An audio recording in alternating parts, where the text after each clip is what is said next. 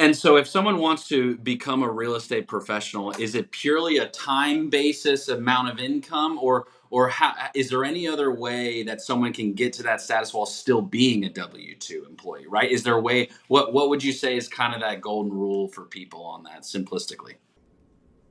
So the golden rule of the real estate professional status is you cannot have a W-2 job and also get the real estate professional status. That's the golden rule. However, your spouse can.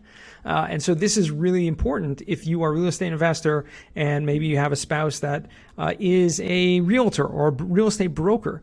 You are, or they're doing the property management or anything like that.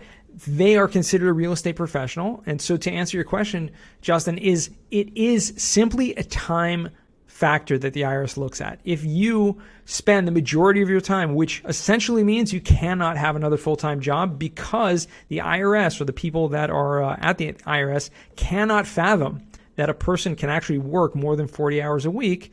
And so if you're claiming real estate professional status and also simultaneously have another job, they think you're lying. Just as simple as that. Although, even though you and I both know people can be working 80, 100 hours a week and, and still get things done. Nevertheless, from IRS definition, you cannot have a W-2. It requires you to have at least 50% of your time, again, majority of your time, but again, it means your full-time job in real estate, trade or business, and it's a minimum of 750 hours a year, which means you cannot just like sit back and, go to the beach on, Hawaii or whatever the whole time. You actually have to do some work materially participating. But once you have that real estate professional status, remember I said this is the exception to the rule? The exception means that now using cost segregation or using depreciation can not only offset your rental income, but also can spill over to any other active or W-2 income that your spouse has or any other active income that you may have.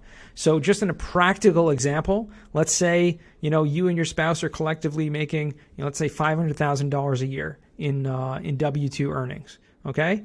And your rental properties are making, let's say $50,000 a year in earnings. And you did a cost segregation and you were able to get, let's say you bought a $2 million, rental property and, with the, you don't have to put a lot of money down to do that, whatever, you got it done, however you did it. And you're able to get, let's say $500,000 of deductions from a cost segregation. That means you can now use that not only to offset your rental income and pay zero taxes on that income, but also offset and reduce your W-2 income that you'll have almost zero tax liability whatsoever from that as well.